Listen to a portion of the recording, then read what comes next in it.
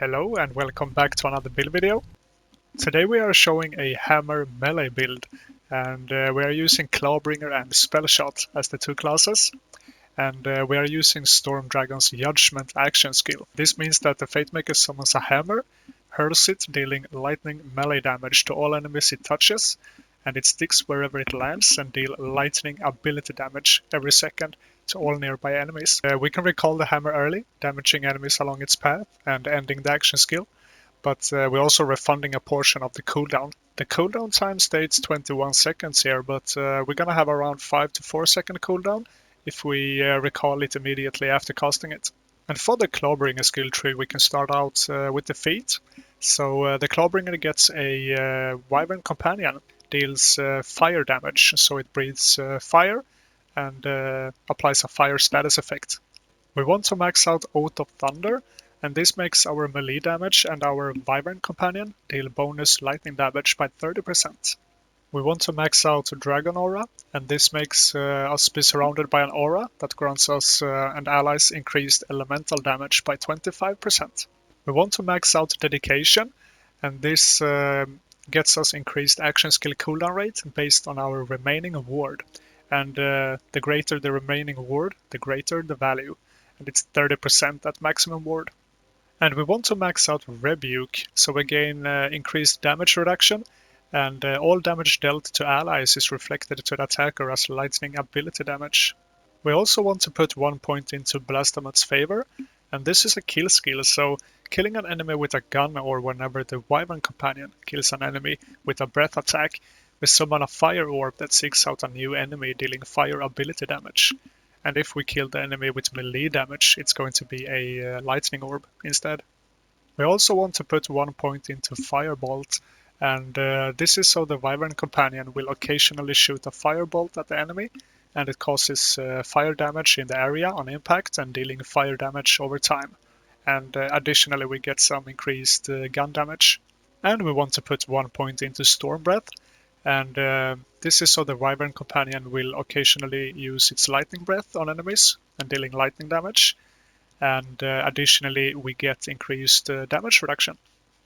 And then we have Awe, and this is probably the most important skill for the build. And this makes us get increased critical hit damage by 21% and critical hit chance by 39% after dealing fire, respectively lightning damage to the enemies. But with the class mod we are using at the moment, we are able to get +1 here, so we end up on 28 and 52% instead. So the more points you can get into Awe, the better. And last but not least, we are using the capstone of the Clawbringer skill tree. So this is whenever the Fatemaker activates an action skill, he calls down elemental bolts that deal fire ability damage or lightning ability damage to nearby enemies. Since we have the hammer on a 5 to 4 second cooldown, we're gonna be able to have this up all the time. And then we have the Spellshot skill tree, and we can start out with the class feat. So whenever we cast a spell or reloading, we grant ourselves a stack of spell weaving and increasing the spell damage. Spell weaving stacks automatically decay after a few seconds, but casting a repeating spell has a chance to award additionally spell weaving stacks with each repeating cast. We're not gonna cast that many spells, so we're mainly gonna be able to get our spell weaving stacks from reloading. We want to max out magic bullets, and this is a portion of all increased to Fatemaker's spell damage is also applied to the gun damage, and the current effect is 37.5%. Because we use a Stab-O-Matic, the Stab-O-Matic actually get bonuses from magic bullets, so that is why we want to max this out. Then we put 2 points into Prestidigitation, and this increases our reload speed with 16%, and this is only to actually be able to get down in the skill tree. We also want to max out Font of Mana, and this gives us spell cooldown rate and action skill cooldown rate by 20 and 15%. We also want to put a point into Mage Armor, and this makes us restore 10% of our ward every time we get a spell weaving stack. We also want to put 4 points into Just Warming Up, and this increases our fire rate for every spell weaving stack that we have. So the current effect is 3.2%, but we're getting +3 from the class mod we are using, so the actual current effect is 6.4% per stack. And we want to put 1 point into Glass Cannon, and this makes us not able to recharge our shield automatically, but we increase our spell damage by 30%. And the last skill point for the build is gonna be into high thread count, and this increases our max spellweaving stacks by 3. Now we can take a look at the gear. Our main weapon is going to be a spellblade, and we are using a fire spellblade, because when you combine this with a live wire that is lightning, you will have the awe bonus up all the time without even thinking about it. The spellblade states melee attacks deal spell damage instead of melee damage. So this is why we want to spec into the Spellshot skill tree, so we gain increased spell damage that will apply into the melee damage because of the Spellblade. And the enchantment we use here is gain 30% melee damage against enemies above 70% total HP. And as I just mentioned, we are using the live wire along with the Spellblade, and this is to get both lightning and fire damage all the time. And the enchantment we have here is, while action skill is active, increase lightning damage by 50%. I would prefer to have on action skill start, increase spell damage, but I haven't been able to roll it on this weapon yet. And our bossing weapon is going to be a 𝕃𝕚𝕚𝕓𝕓𝕖, and this is only a ×7, and chaotic obviously can be a lot better. They can go up to ×14, so that is preferable if you can get that.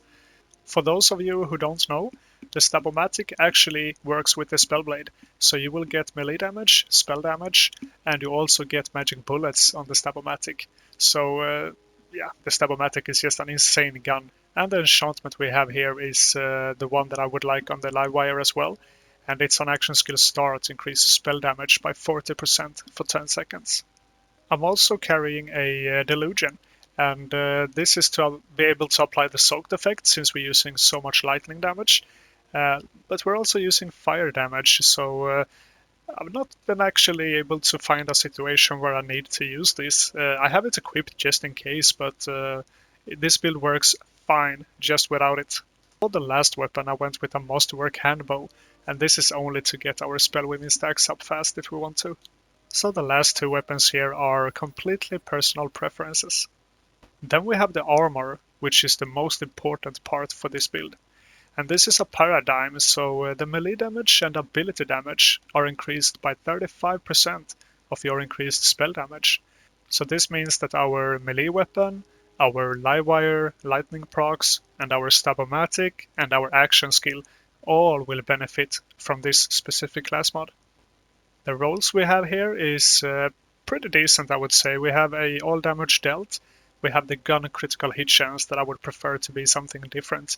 But we also have area damage, which is going to be beneficial since our action skill actually do area damage. And as you can see, the skills we have +1 into awe, and correction to myself, we have +4 into warming up. I mentioned +3 earlier. For the shield, we are using my favorite, it's the Ancient Deity. So we have elemental damage resistance, and we get 10% increased lightning damage. We also have +25% maximum ward here. The enchantment we use here is on action skill start, increase melee damage by 40% for 10 seconds. The first ring that we have here is a championship ring, so dealing damage to a boss increase effects by 50% for a moderate amount of time. And we have spell damage, we have melee critical hit damage, and we have action skill cooldown rate.